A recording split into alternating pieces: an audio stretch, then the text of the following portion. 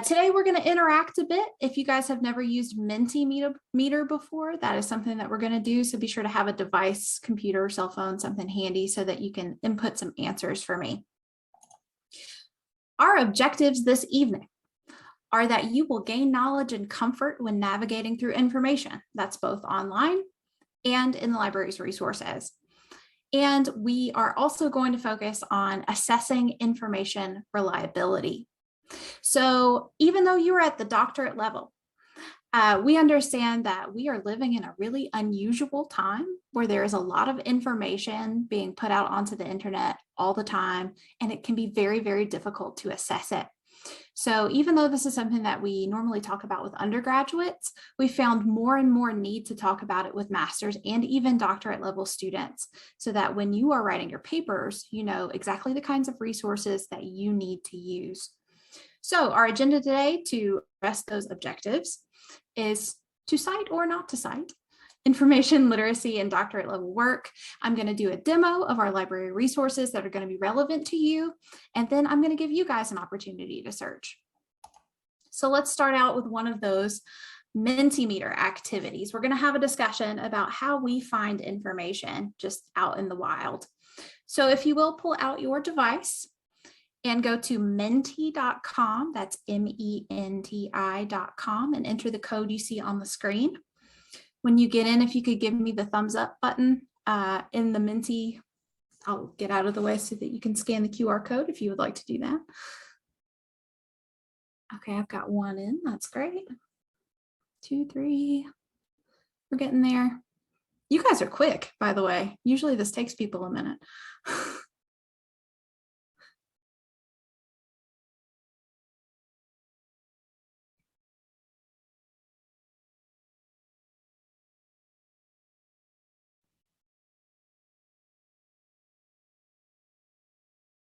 All right, the information is going to remain on the slide, but I'm going to go ahead and progress.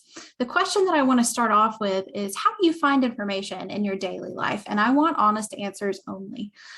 Sometimes when I ask this question, people are like, yes, I only read the funnest journals. And really, I want your day-to-day life. If you're looking for a recipe for chicken casserole, what do you do? Google. Google, Google, Google. Yep. Wikipedia articles too, LinkedIn, that's also a good answer. How do you find your news? How do you find out about what's going on? Experience, ask my wife because she is brilliant. That's a good answer. It's an appreciated answer. Yeah, most of us use Google on a daily basis, multiple times a day. I Google or YouTube. It feels like you can learn all kinds of skills on YouTube. Sometimes when I'm learning how to do new things on the computer, I YouTube it and I follow the directions on the screen. Yeah, these are all good, honest answers, and I appreciate that. But we all know at this time, at this level of our education, that when we're interacting with information online, and especially in our schoolwork, we can't always depend on these same resources that we use for everything else. And frankly, sometimes when we go out onto Google, we know that the algorithms that affect the way that Google return those results to us can be biased. It can be affected by people paying money for higher ranking in the search. It can be affected by all kinds of things. So how do we combat that? Our answer to that in the library is this acronym SIFT. So SIFT, each one of these letters stands for a different step that you can take to better assess information. And this can help you both with your papers here in this program, and it can help you in everyday life. So the S in SIFT stands for stop. This is the easiest part of SIFT. All you need to do is stop and realize that some headlines are built specifically to elicit an emotional reaction from you. Have you ever been scrolling through social media and you see a headline that just makes you so mad? This happens to me every day, and I should probably stop looking at social media so much. So the S in SIFT just says, hey, hang on a second, take a breath. realize that you have had an emotional reaction, and that is exactly what that headline was meant to do. So take a second, take a breath, and realize that you need to go through the Sift process to figure out whether or not this headline is real or maybe not as reliable as you thought. The I put little gold stars around because this is something I want to talk about for a couple of minutes. The I is investigate the source. So typically when I say investigate the source, one thing that you can do is, okay, I can go to their website and I can look at the about section, right? So let's say I'm on an organization's website and I think I've never heard of this organization before, and they've written an article that I think is really important and that I could use. I need to investigate the source to figure out who they are. Do you think that organizations that maybe are not as legitimate are going to write anything in their about section that will make you say, that's sketchy. I really shouldn't use this? No, they always sound totally legitimate. And you read their about sections and you're like, oh yeah, that's great. This is perfect. So one way that we have traditionally taught people to investigate the source is to look at the domain of the URL. Is it a .com? Is it a .org, a .edu? And that's still useful, but it has some pitfalls too. So a .com website is a commercial website. That means that anybody can buy access to a .com. I can buy a .com website. I can write whatever I want, and people largely can't stop me. So a .com, that should raise a red flag for you. However, a lot of legitimate news sources have websites that are .com. So is that foolproof? No. .org especially is a red flag now. It used to be that a .org website belonged to a legitimate 501c3 organization. You had to provide proof of that in order to get the .org domain. That's still true. You do still have to provide proof, but not every 501c3 organization is legit. There are a lot of organizations out there that look perfect on paper, their about section checks out, and then actually they could be very problematic. We read an article recently in the library. We have these team meetings where we talk about teaching, and we read a really interesting article where the author found a .org website that was for American pediatric doctors. It looked completely legitimate, and they had posted an article that was very problematic. It sent up a lot of red flags in our minds.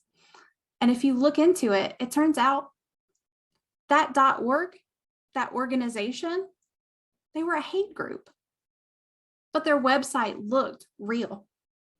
So your domain isn't necessarily a great way to tell the difference between what's legit and what's not either. However, a .edu website has to belong to an institution of higher education, but people can post things on it even if they're not qualified to talk about a subject. For example, when I was in undergrad, I traveled overseas and my institution gave me a blog on their domain. You could come across that on Google and think, oh, a person from X college traveled and they're talking about their travels. But if you didn't look into me, you wouldn't know that I was 20 years old and completely unqualified for you to cite that. So look to see who that source is as well. Additionally, .gov domains are government websites, and you can largely trust government institutions. However, whitehouse.gov will post things that are biased based on the administration of the time. So just know that if you go to whitehouse.gov, that's going to be biased in some way politically. But if you go to the Environmental Protection Agency, that's probably going to be okay. And if you go to the Department of Education, that's probably going to be okay too. So investigate the source. Don't just stop at the about section of the website. Go back to Google and Google that institution. If you find results that are problematic, that's a red flag. The F in Sift is find better coverage. So this is where you go back to the internet and you look it up again.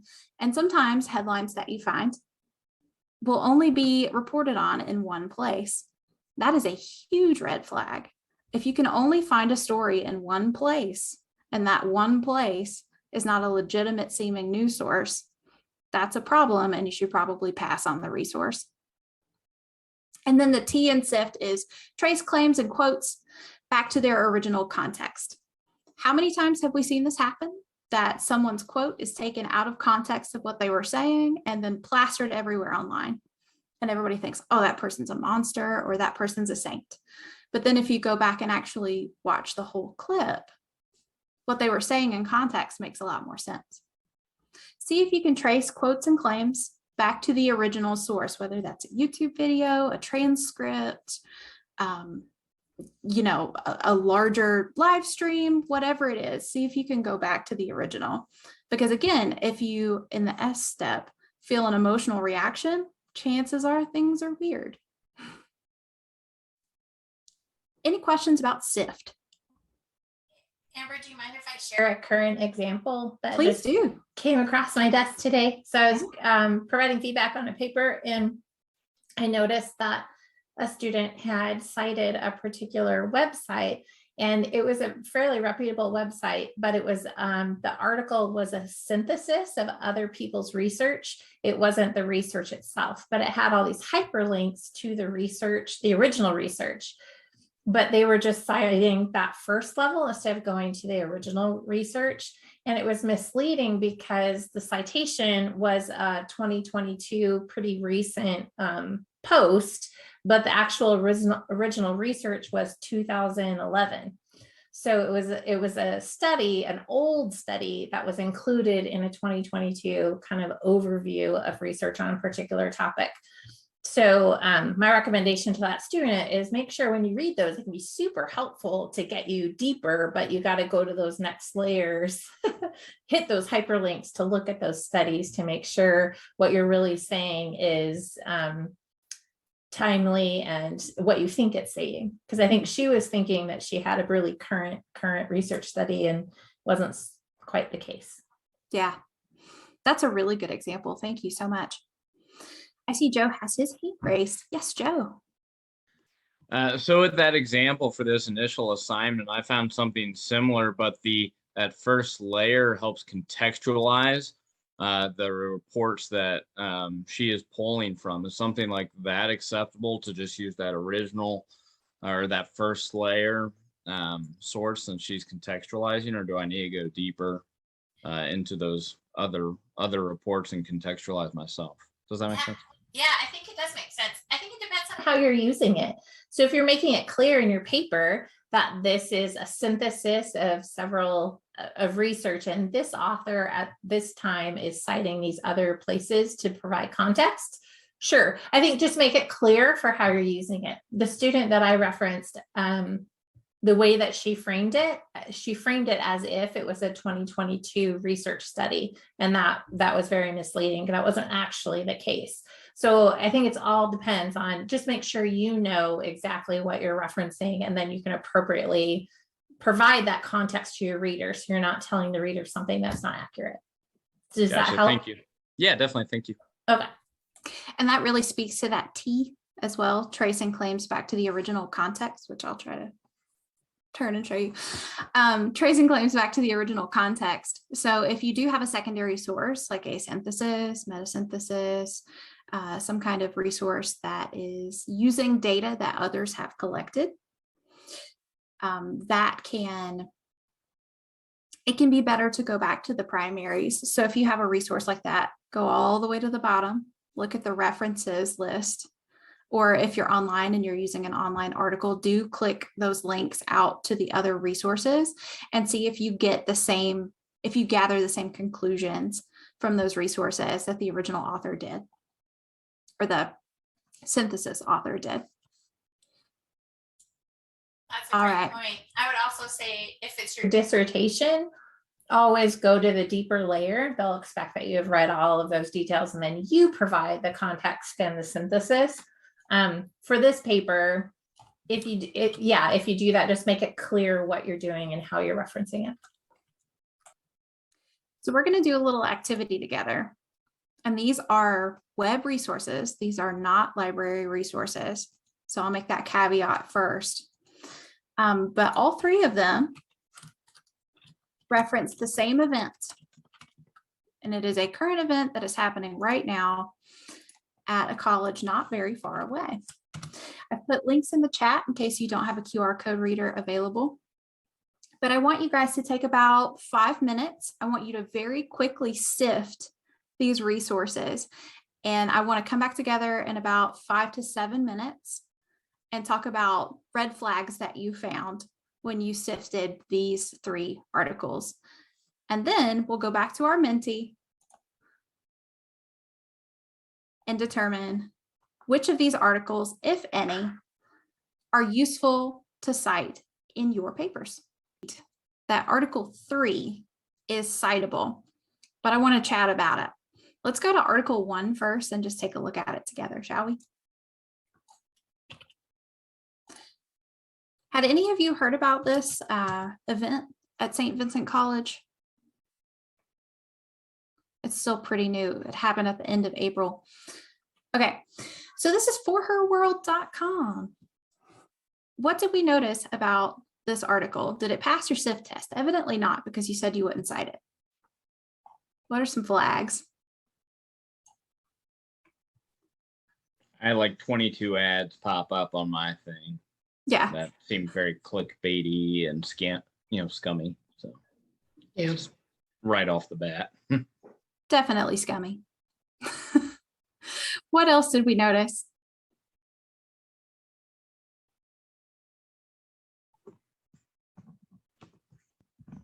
What's the The article doesn't really have like a defined author. It just says by webmaster or something like that. That's exactly right. That was one of the things that I hoped you would pick up. Normally, when we're investigating a source, we want to look at the author. Who is the author and are they qualified to talk about this? This website does not even list an author. It's just a webmaster. So that's a red flag in my mind that this is not something that I would want to share or cite. They also quoted the author of the second article. They did. I Yeah. noticed that too. So that is going back to that T in Sift. We're going to trace claims back to the original source. If the closer we can get to the original, the better it is. That also speaks to your question a minute ago, Joe. Yeah, right. For her is not like properly written out, and it sounds like a biased site. And doesn't it end in .com as well? It does end in .com. So it's one of those websites that anybody could buy. And although I understand your point about the 4, sometimes it's a weird world, people could use a number in their title as well. So that's an interesting thing to note, just to make sure. Why don't we move on to the second article? I think you guys definitely hit the nail on the head on that one. Article number 2 is the fire.org. What did we notice about this article? This is an organization that talks about like free speech on campuses, like they have a bias based on what their intent is. Yeah, I would say so. I feel like the bias comes through here. Somebody else was also saying something. Sorry, it's me. It's a .org, and you said, kind of be wary of that. But if you look a little bit more, I couldn't even get to the article because they wanted me to take a quiz or sign up or something. And I was like, no. I don't like that. I don't like that at all. Megan, I see you have your hand up. I had to unmute myself. I'm sorry. All the way at the end, it says, it almost tried to give like an ultimatum or a demand. It said, fire has given St. Vincent 1 week to respond to our request to immediately. And I'm like, who are they to tell? I don't know. So that kind of caught my eye. Yeah, that is a strong statement. Joe, I see you have your hand up as well. Yeah, so she's a lawyer. If you look into her, she's a lawyer reporting on a academic thing. That's probably where the ultimatum came from, is this lawyer who's obviously got an agenda is now issuing ultimatums on an academic issue. I thought that's an interesting dynamic. I noticed the same thing you did, Mike. One of the biggest things that I noticed about this article is how emotional the language can be. So even the title, St. Vincent College president says he gets to pick all the speakers now. It's like, okay, sassy, you know, maybe this isn't something that is necessarily citable. Although I'm interested to see if any of you picked up on something in the third article. So let's look at it now. And it should have asked you to log in. The Chronicle of Higher Education is actually one of the resources that we offer through the library. So what did we notice about the third article? You guys seem to be fans of it. Tell me why, convince me.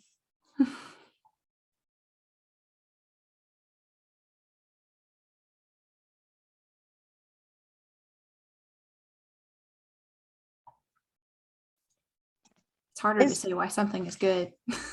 Is this one a .com as well? Did It I is a read that .com. correctly?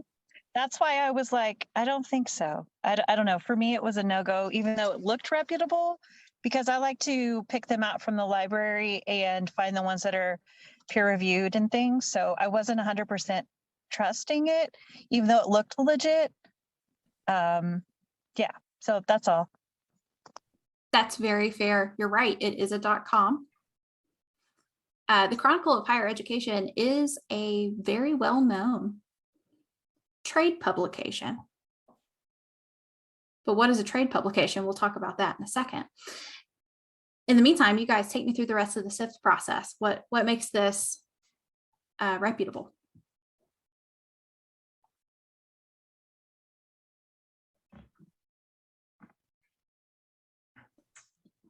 This is much harder, isn't it?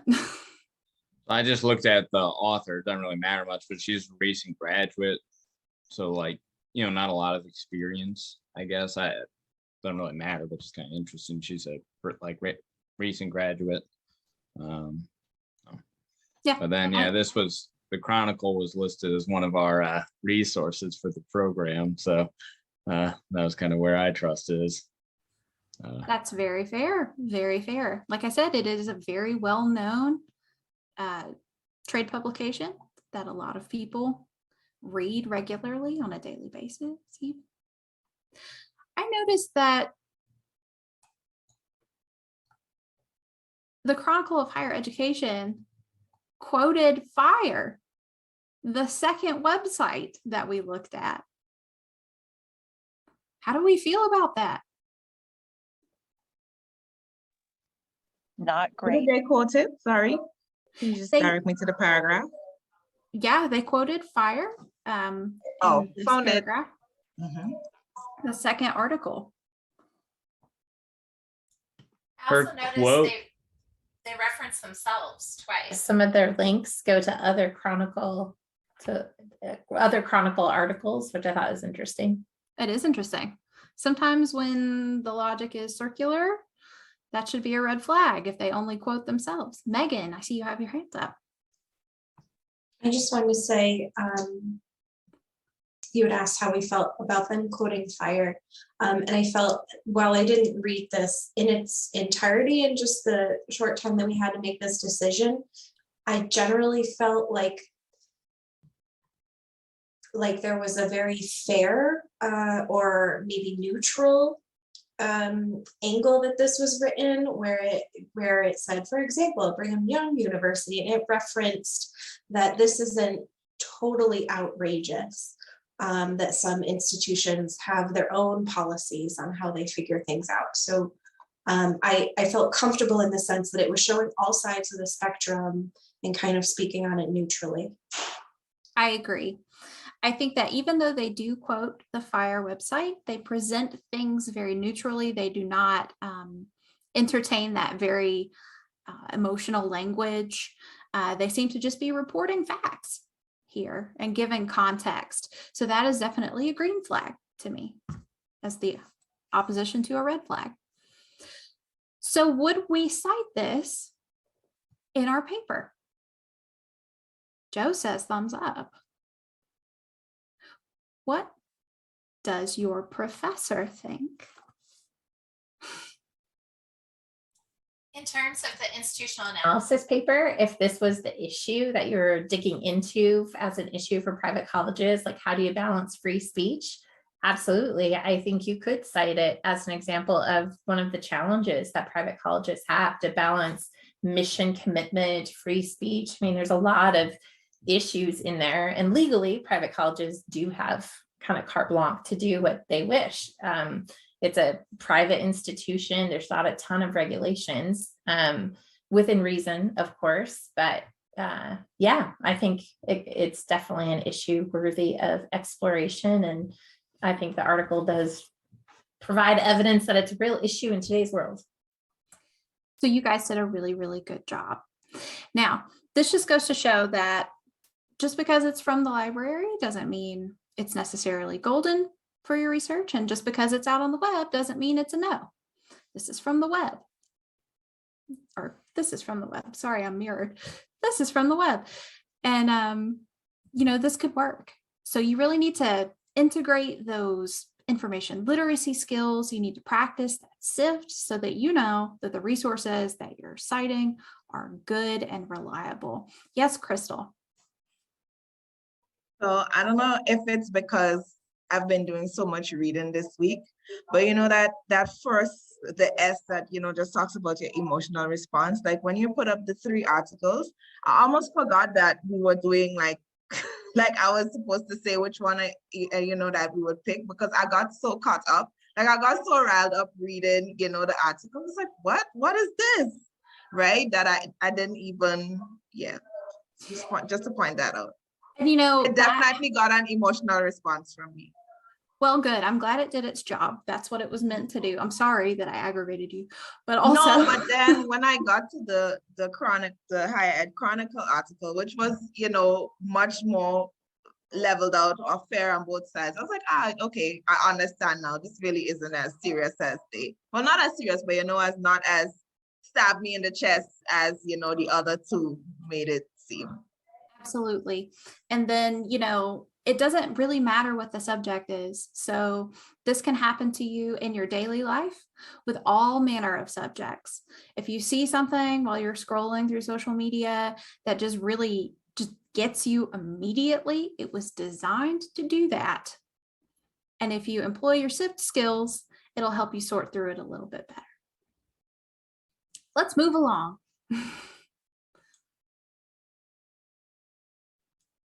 Poor little computer is chugging the best that it can. So, to cite or not to cite. So you guys at this point are familiar with scholarly resources. Scholarly resources are peer-reviewed resources. That means that an expert in the field writes an article. They submit it to an academic journal. That journal then sends it out to other experts in the field, usually in a blind process. And those people rip the article apart, send it back with edits. The person is heartbroken. It's a terrible process. And then they make the edits, and then the journal will agree to publish it. It is a rigorous standard. It is the gold standard. And so if you are doing research for your papers and you find a scholarly journal, an academic journal, something that has been peer reviewed, cite it by all means. It will be fine. Oftentimes you can find those resources in the library. It's hard to find them online because they're typically behind a paywall. What the library does is it pays for those resources on your behalf so that you can have access. That's why the library's resources are sometimes more robust than what you can find online and or more reliable. It's very, very difficult to get scholarly content online. Trade publications. I called the Chronicle of Higher Education a trade publication multiple times. There is a difference. Oftentimes trade publications are slick magazines that you might get in the mail. We have a few in the library world that I get, from the ALA. Does that mean that they are bad publications? No, absolutely not, but they are also not scholarly. So you should sift with caution when citing them. News. As with all other websites, you need to sift your news because oftentimes the news that we get is biased. It is presented through the lens of a particular group, political affiliation, what have you. So be aware of the biases in your news sources before you cite. And if you do find that there is a bias in the news source and you still want to use that source, you need to address the bias in your paper. Reference sources. are just the facts. These are your encyclopedias, your dictionaries, your atlases, those books that are just facts, no opinion. If you need to cite them, please do. But oftentimes people go to reference sources just to learn a basic amount of knowledge about a subject, and typically will not cite them. That's what Wikipedia does for us, right? That's what we use that for. We just need to learn the basics so that we know what to research. Popular resources, that can be any given website. And then the question marks kind of represent mom blogs to me. I don't know why, but like, you know, your chicken casserole website where you have to read a story about how they grew up with chicken casserole, and then you get to the recipe. Probably don't cite that. And also probably don't cite your popular resources either. Now it's time for an actual library demo. We've talked about what's good and what's bad for long enough. Now I'm going to show you how to use our resources. So just for basics, I know that you guys probably know this, so I'm going to blow through it. The library's resources are presented in layers. What you're after is at the center of the circle, it's an article. But an article exists within a journal, an academic journal that we just talked about. And those journals in our resources are housed within databases. Databases typically are about one subject. It's about education. It's about psychology, and all of the journals within those are about that subject. Discovery is the outermost layer that I want to show you first. Discovery contains most of the library's databases in it. And that's why it's a good place to start, because it will gather everything there is that we have access to in the library's resources. That includes scholarly journals like we were talking about, but it also includes news and trade publications and ebooks and all kinds of things. So in order to learn how to use that, we're going to have to use some filters, and I'll show you what that looks like. We're going to go back to Mentimeter 2. And as I talk, I want you guys to think about what your searches might look like. And as you come up with keywords that you want to use for searching, I want you to enter them into the Menti. Then we'll come back to that at the end before you have your own little search party. So pull that up on your phone and let's have a look.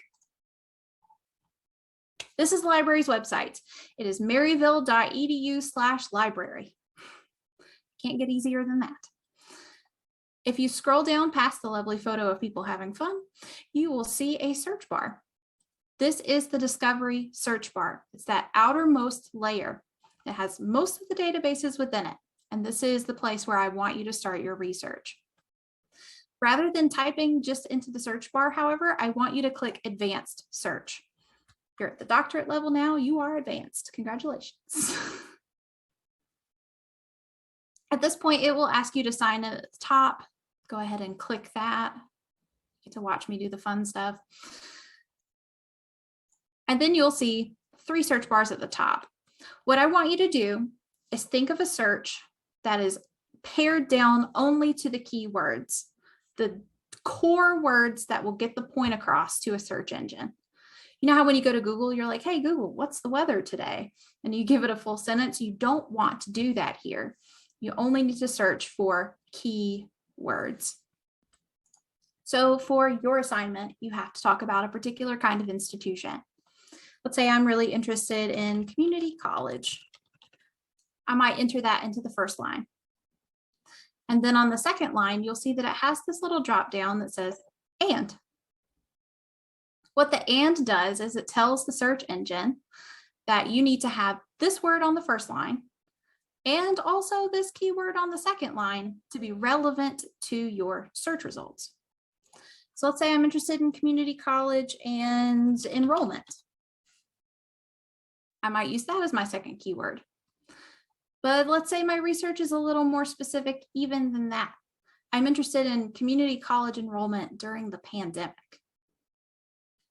I might go to the third line and type in pandemic. But there have been a few pandemics in history, even since community colleges existed, I think. So we might need to do something a little more specific here, and that's use the search term or. Capital OR tells the computer, I'll take this word or this word or this word, it's fine. However you want to put it. And I might type in COVID or coronavirus. Now what we've done is we've created a complex search string to tell the computer exactly what we need. We want community college and enrollment, and it's got to also be about the pandemic or COVID or coronavirus, whatever you want to call it. And then I hit search.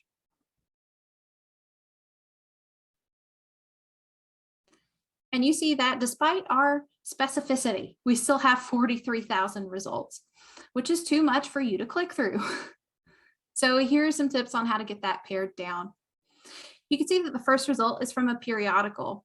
That might be a magazine or a trade publication. In this case, it's Time magazine. If you know that you don't want to cite magazines in your paper, then what we're going to do is come over to the side and refine our results. This works exactly like Amazon. So if you are used to shopping online on Amazon and making sure that it's 4-star reviews and it's got Prime shipping and clicking all of those boxes, this works exactly the same way.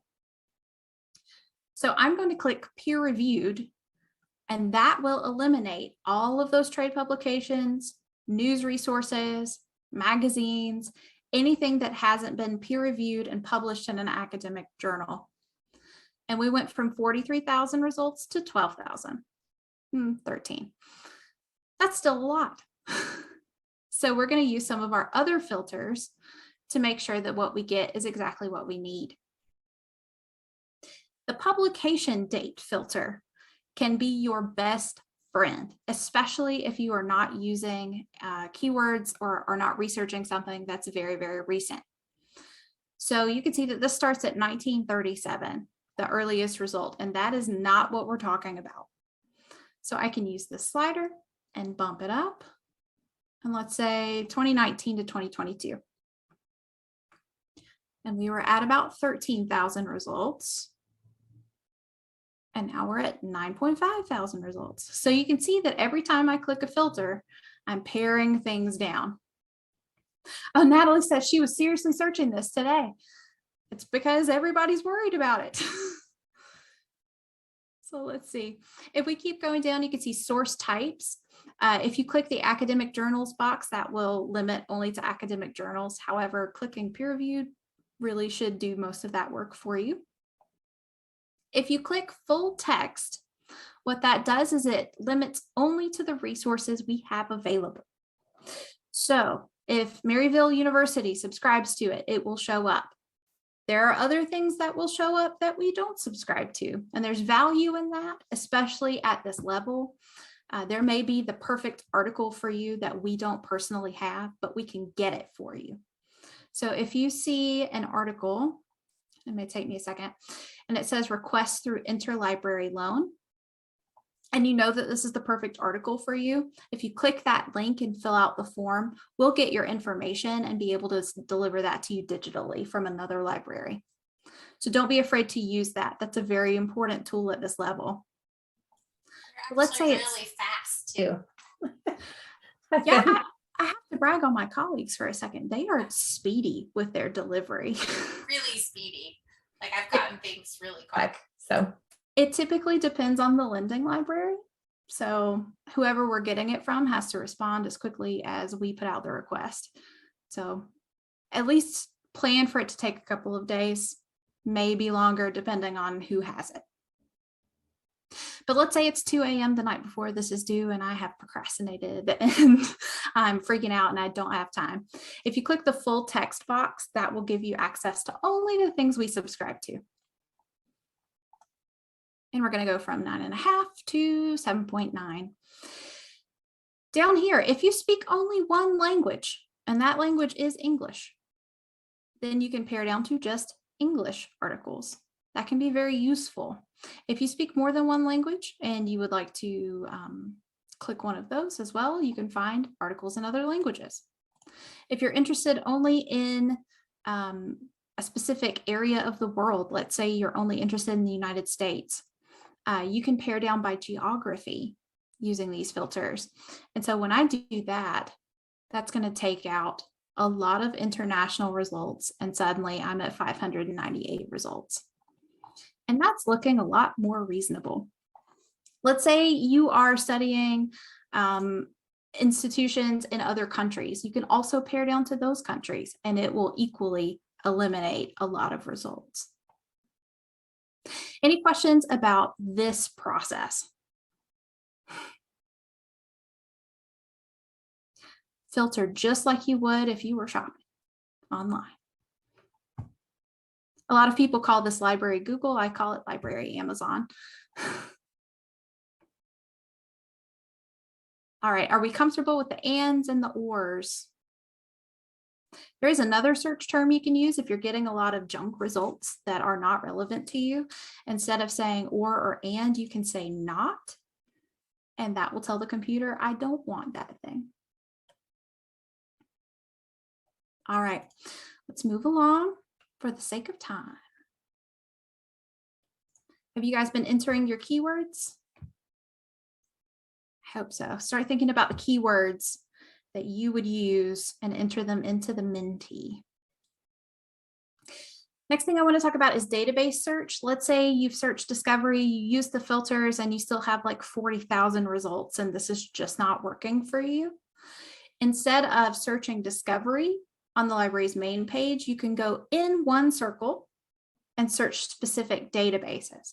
Again, databases are subject specific. So instead of searching every discipline, you can search just education or just psychology or just business or whatever it happens to be. Education is a really interesting field. It's very interdisciplinary. These things touch a lot of other subjects. So I want to show you how to find databases based on the subject that you're interested in. From the library's homepage, instead of clicking on the search bar down here, we're going to hover over resources and then scroll down to databases.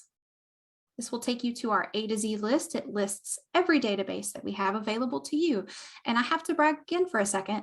We have some really cool resources. I mean, really cool things that other institutions wish they had. So congratulations, you picked the right college. If you would like to eliminate some of these databases by subject, you can click this drop down and scroll down to the discipline you're interested in. Now I'm going to click on education, and you can see that all of the databases here are specific to the education world. Some of them are K-12. You'll need to read the description to make sure that whatever database you choose is relevant to your field to higher education. I suggest ERIC. ERIC has long been king of education databases, but also don't count out Education Research Complete and Full Text. These may look unassuming, but they're pretty powerful as well. So if you find yourself in Discovery and there's just too much and it's not relevant to you, you can come down to this inner circle and search just these databases. Most of them work exactly the same way that Discovery did. Same filters, same interface. It will look very much the same. Any questions about this?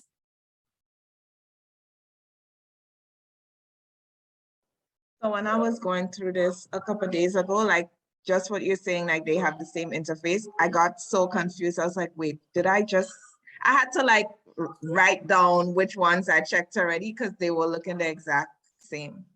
Oftentimes when you click on one of these, you end up on this screen and it looks the same. And a lot of people call this the EBSCO, but it's not. Whatever link you clicked on really does take you to a specific database, and you can check which one you're in right here above the search bar.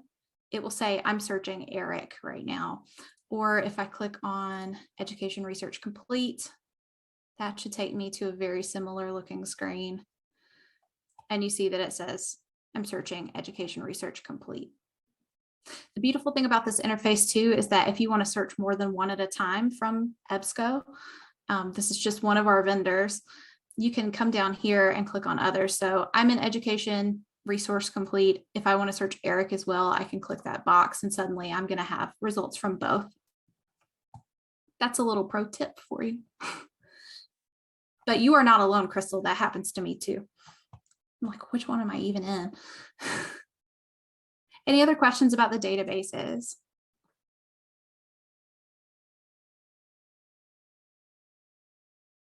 Cool. All right, let's check out the Menti. Let's see what you guys are coming up with for your keyword search.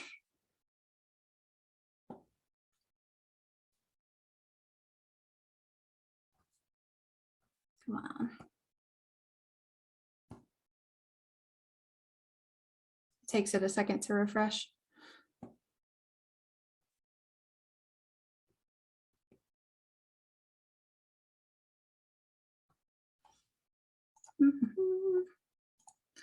While that thinks about its life. One thing that I did want to talk to you guys about is this concept of synthesis, because at the doctorate level, that is something that's going to be expected of you. Oftentimes when you do your research, people get frustrated because they don't find exactly the article that pertains to their topic. And that can be very frustrating. It can be an isolating experience. You think there is no research in the world about this thing that I care about. And that's where your synthesis skills come into play. Sometimes you will find an article that's about part of your topic, and you'll find another article that's about another part of your topic. And it's up to you to synthesize those things together and to make a cohesive whole that relates to your topic specifically. Is that difficult? Yes, it is difficult. And I won't lie to you about that. However, that is your challenge.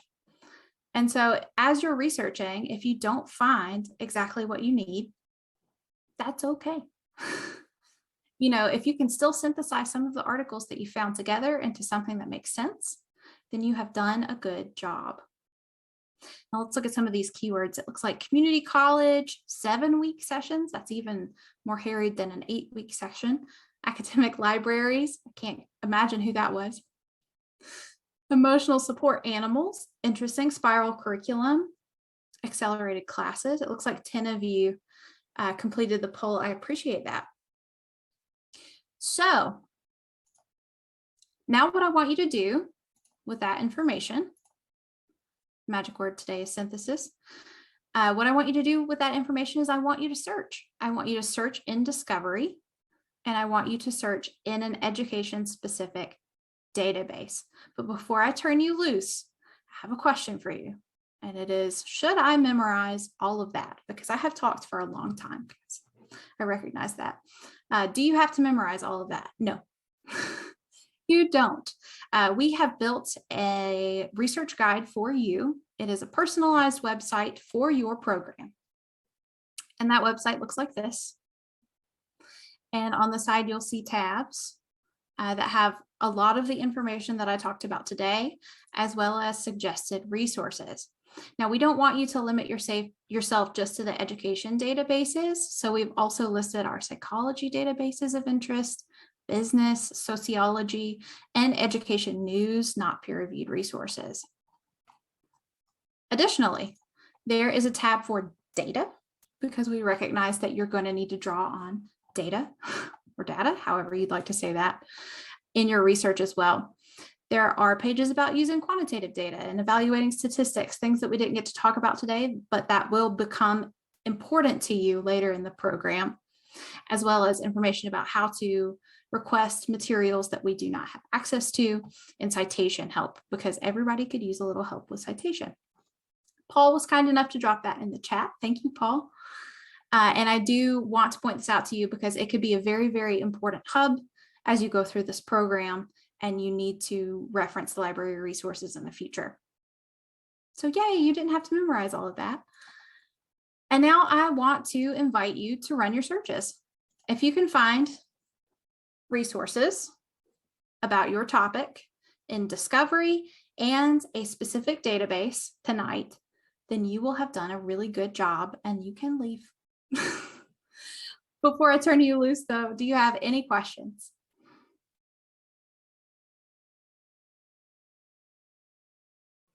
No, but this was super helpful. I'm really glad. Thank you. I'm glad you guys came. It's a really good turnout. Okay, I'm going to stay on the call and I challenge you to do your research. And if you have any questions while you are researching, or if you feel stumped, I am here for you. And this is a good opportunity for us to work together. If you do not have time to stay on the call, I understand that too. This is my contact information. I'm trying to point in the correct direction. Again, I mirrored. You can email reference@maryville.edu. That will email the entire library team, and one of us will get back to you quickly. You can also make an appointment with anybody on the library staff from the library website. All you have to do, show you that real quick. All you have to do is dream. From the home page, scroll down until you see Ask a Librarian or About Us.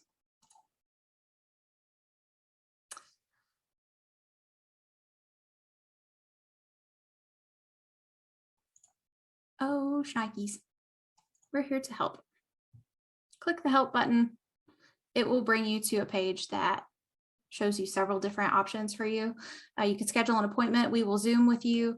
There's a 24/7 chat resource where you can chat a real librarian any time of day or night. You can also call, text, email. There are a lot of different ways to get in touch with us. So if you need help, please ask for it. And that's all I have for you. I used the chat feature like super early on Saturday morning, and I was really not expecting an immediate answer, but he was like right there and super helpful as well. That's fantastic. I'm glad to hear that. I was gonna say, every time I've used the Ask a Librarian 24/7, it's been so fast and easy to use. So I feel like our librarians are really on it. Thank you, Amber.